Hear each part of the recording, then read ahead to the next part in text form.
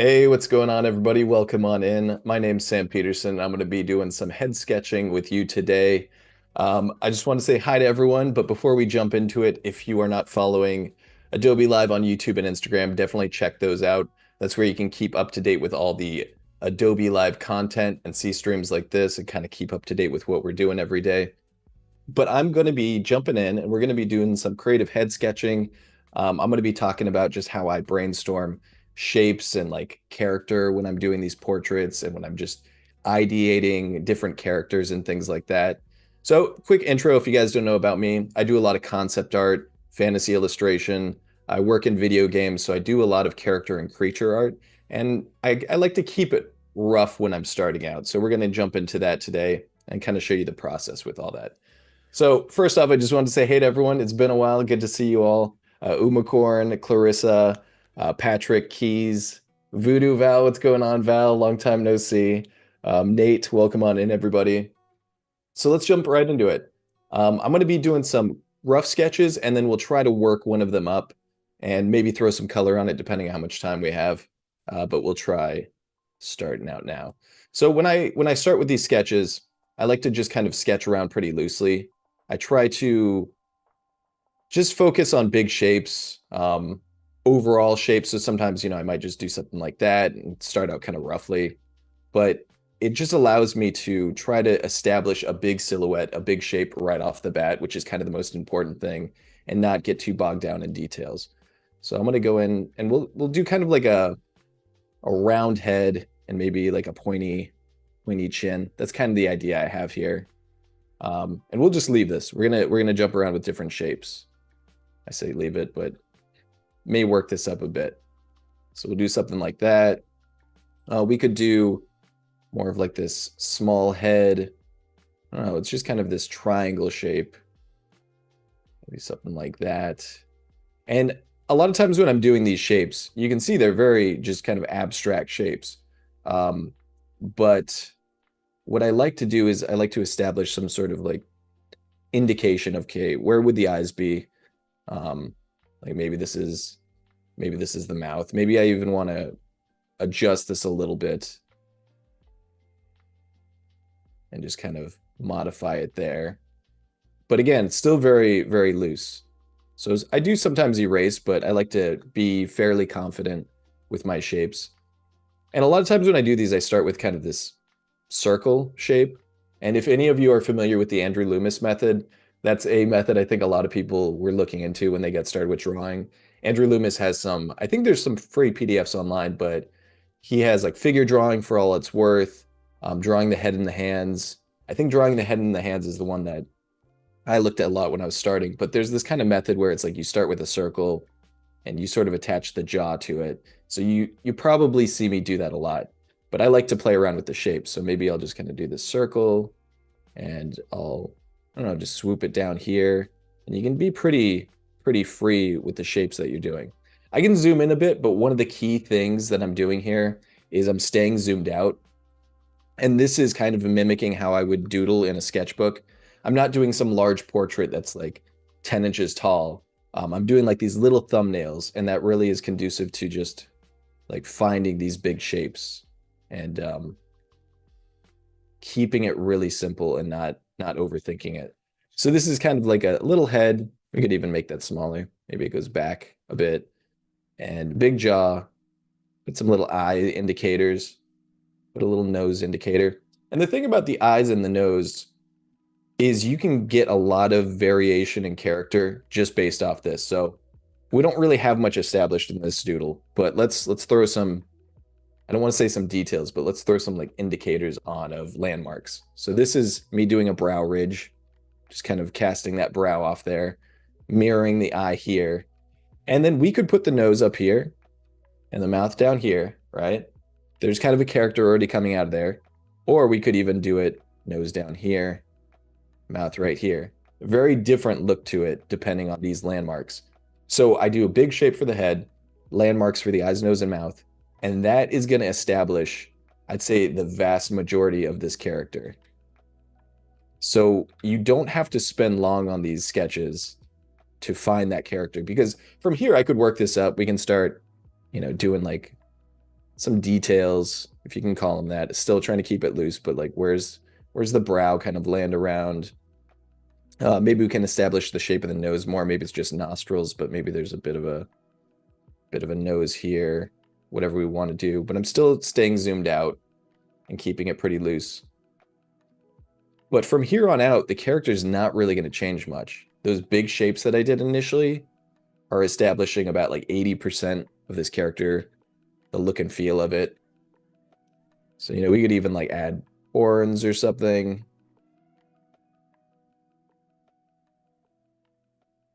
Go from there. But I love drawing this way because it's just very quick. You get the whole feeling and essence of the character down pretty quickly too. We can play around with ears. Like, do we want kind of human ears? What size do we want? We want more pointed ears. I like to flip my canvas too. I think that's very, very important. Early and often, I would definitely flip. So we can leave this guy. But yeah, just playing around with some different shapes. I like to do like big head, little chin, big jaw, little head. If any sort of triangle shape is fun. You can do all sorts of triangles when you're going, but I typically start, like I said, with this kind of circle, and then I'll go from there. So maybe we'll do another head here, and I'll just kind of do this big shape. So I am sort of taking that Andrew Loomis method and playing around with it. But it's kind of in the back of my head. It's not like a strict method that I'm doing. It's just something that I've been aware of for so many years since starting, that you kind of take that idea and you just play with it. Give this person an ear, give him a neck, but you can see I'm really focused on the overall shape. And then here, if we wanted to give them some hair, could do that as well. But all of it is just very loose, very sketchy, just trying to indicate like, okay, where would this be? Big shapes, basically. And I can go in and make this hair look as realistic as I want. But for now, I'm just trying to get like, do I like this character? Does this seem like they have personality?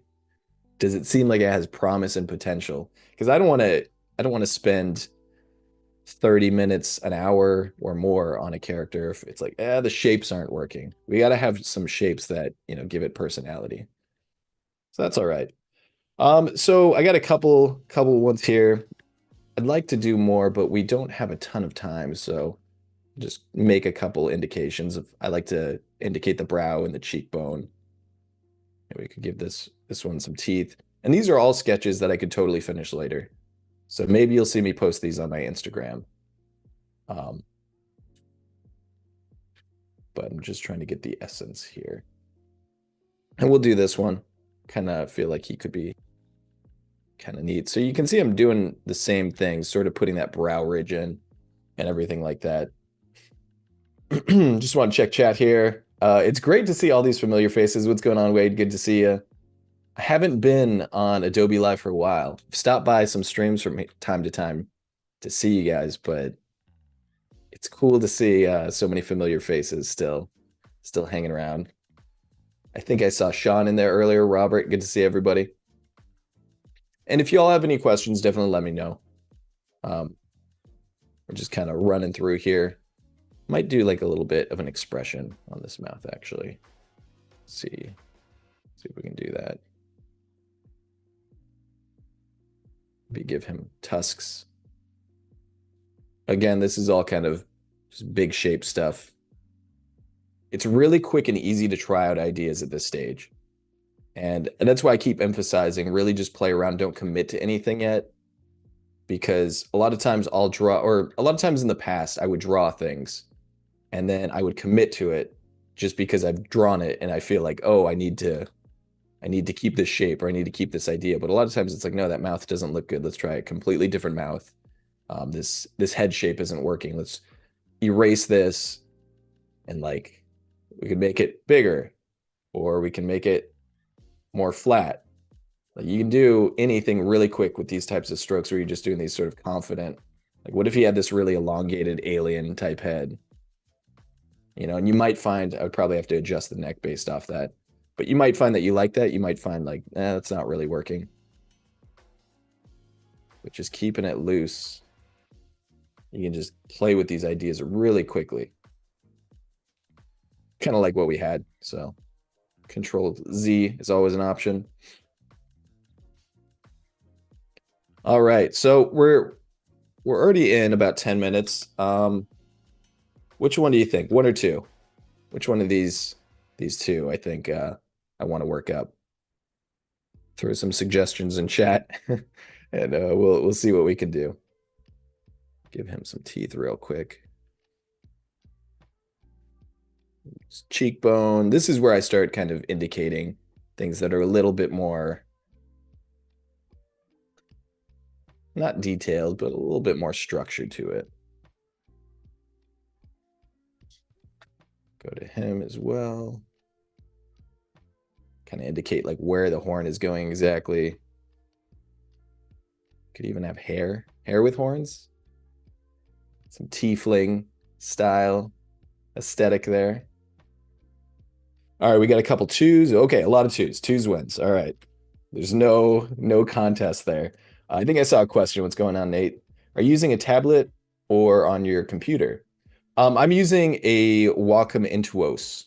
So it is a digital tablet. It's not a screen tablet. It's the tablet where you're looking at your monitor. But you are drawing on the tablet below. Which takes, if you haven't used it, I don't know how many of you have tablets for drawing, doing digital art, but it is takes a little bit of getting used to, but I'm a big fan. I had a Cintiq. I've used a Cintiq, the screen tablet types before, but I think I actually prefer an Intuos. I also have an iPad, which they're great. I do really love iPads for kind of screen drawing, but Photoshop, along with the Intuos tablet, has kind of been my main way to do art for a long time. All right, just making space. We'll keep the other sketches up just to kind of show the process. Give them a little rotation here. All right. Let's see. We'll try to work this up a bit. What I might do here is just take my eraser, and this is kind of how I work in my sketchbook too. Actually, if you saw the thumbnail for this stream, those sketches, I think I'll actually be posting those on my Instagram today if anyone wants to see them. But those sketches are traditional, and I was just doing them in pen, but I work the same way traditionally and digitally when I'm sketching for the most part.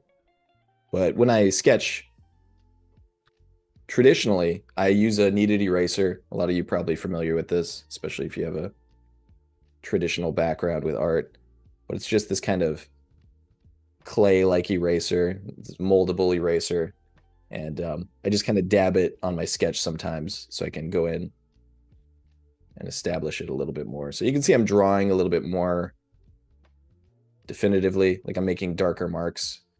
And that comes with a certain level of confidence. Like if you know what marks you want to make, a lot of times if you're still exploring, you might not know, but I do really like drawing that way traditionally. Kind of forces you to be more confident with your mark making and focus on these big shapes. Like a lot of times I'll make these, kind of confident shapes like that just to see what comes out. But yeah, the sketching process, whether it's digital or traditional, is very similar. It's all mark making. Whatever like instrument you're using to make the mark doesn't change things that much. Obviously, there is a big difference between mediums. If you do digital versus watercolor versus oils versus pastels, they all have their own sort of feel and flow and learning curve, but there's a lot of overlap with just drawing in graphite and drawing digitally. And of course, all the fundamentals are the same as well. Hey, Apurva, I don't know if I said hey to you. How you doing? Do you have a favorite type of style of music to create to? Recommendations. I just was realizing I used to listen to this artist all the time that was this kind of like epic soundtrack type music, very fantasy oriented, called Antti Martikainen. That's hard to spell, but it's like Antti, and then the last name is Mart, M-A-R-T, Ikainen. I don't quite remember how to spell it, but if you get it close enough, it'll probably pop up on Spotify. But it really depends. I listen to all kinds of music. Sometimes I'll listen to, I don't know, like more energetic music. Sometimes it's more background. I have a pretty wide taste in music, so it's hard to say one thing. Sometimes it might be metal if I want some energy. Sometimes it might be electronic, rap even. Like I'm all over the place. I was listening to country this morning before this stream, which I'm not a huge country person, but I was in a little bit of a country mood. So it's all about like what vibe am I feeling that time. All right, so I think we'll try to throw some color on him because we only have so much time. It's so easy to get really into the weeds with this stuff. But you can see this is it's pretty loose. It's pretty quick, pretty loose, pretty rough, but the character's there, and that's the entire point. I know whether or not I like this character. Maybe I want to change his jaw completely, his head shape, his horns. There's these big aspects that really show off this character. Um, and that's like my entire philosophy is trying to establish the look of the image I'm drawing, the look and feel of it, but not spend much time doing so. So I'll do a rough sketch, I'll do rough colors, I'll do rough lighting. Every stage I'll block in roughly because then I have the flexibility of going back and changing it to any degree that I want. I can go in and completely change the drawing, and then the rough colors and all that, they're not like out of place because they're so blocked in that they still work just being overlaid. So it's not like you have to redo any one step in particular. And if you're wondering what I'm doing now, I do try to name my layers. So I'll name this mask, working a little bit more abridged here, lines. The other layers are sketch layers. I'm just going to ignore them. Oh no, I'm not. Sketches. So we got a mask. I made a new mask layer and I put it below my line layer. So that's all I'm doing is I'm filling this in. And actually, you know what I've been using lately? I've been using the object selection tool. I forget when I started using that, but there's some time I realized if you use the object selection tool, it's actually pretty good at understanding where your lines are. So I've been doing character art and armor designs and stuff like that. And I'll just take the object selection tool, hover over my line drawing, and it's not always a perfect selection, but it saves me a lot of time. Now, this is a big shape. It's pretty simplistic. But characters, there's a lot more complexities in the silhouette. There's like little shapes and little nooks and crannies. So I use that a lot. But for this one, we'll just block it in real quick. So that's my mask. And let me see. Just making sure I have not missed any questions or anything. Have you paper add-on so you can also draw on normal paper on? No, I haven't done that, Robert. I think I know what you're talking about. I've heard about those, but I haven't done it myself.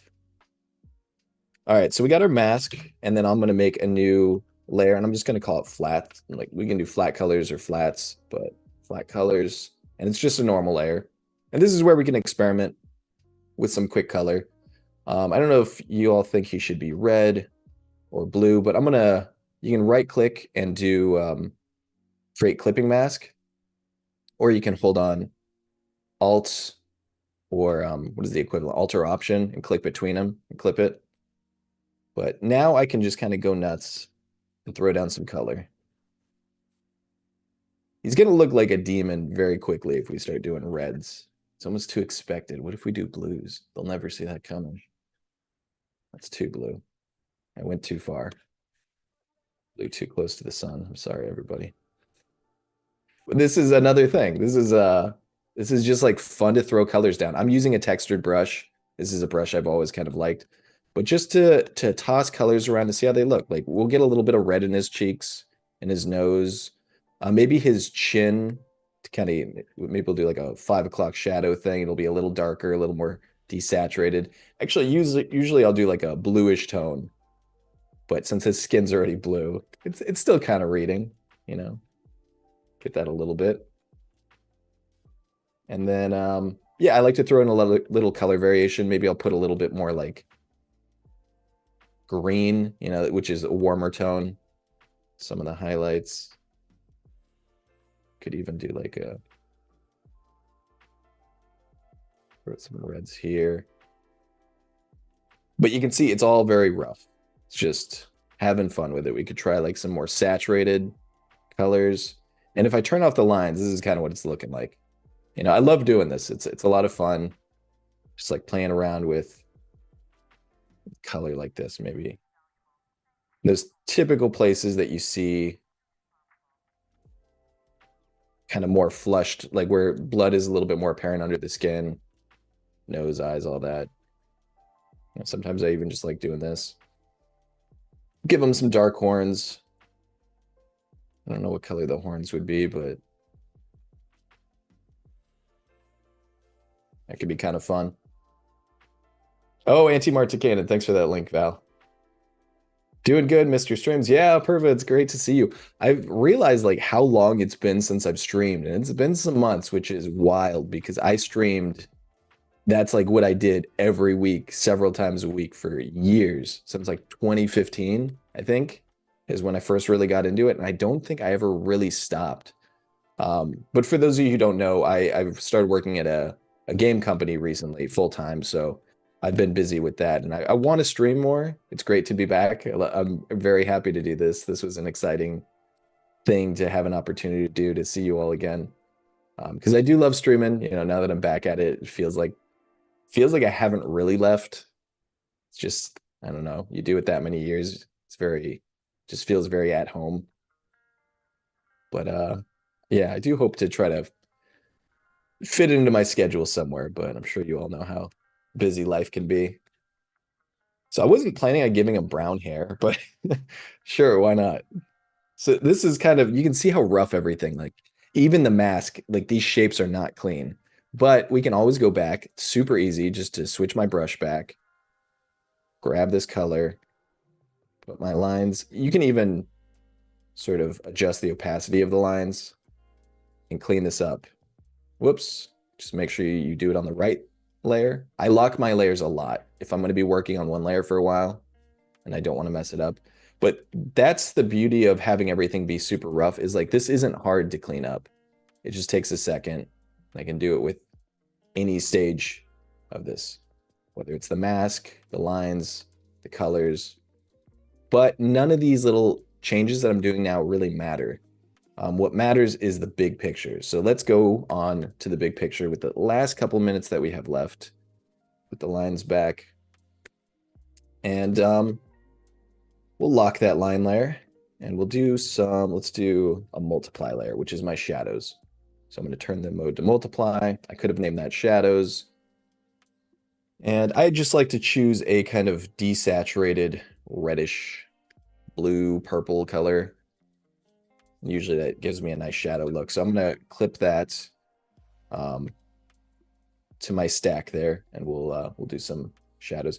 Do I do my own brushes? Do I make my own brushes? I do not. I've never actually been one to make my own brushes, really. And I don't know. It's because I don't really know what I want out of a brush until I see it, which is, I know that's not everyone's case. A lot of people will be like, oh, I want a brush that handles this way. And if you feel that way, I would definitely encourage you to make your own brushes. A lot of people love it.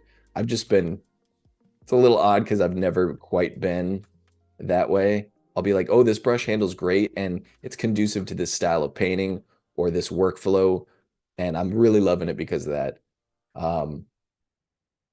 But yeah, that's just kind of how it's always been for me. So this is what I'm talking about with the lighting situation. I could do this. Light is coming from the right, shadows on the left, but I don't know if that's ideal. It might be, let's duplicate this with Control J, flip that as well, and hide the first one. It could be where we want the shadows coming from here. And again, this is why I make multiple or I mean, sorry, I make multiple layers. That too, but this is why I work so quickly and blocky because we'll be like, all right, is this working? Is this what I want? And it's a really quick way to get the rough idea of like, is this working?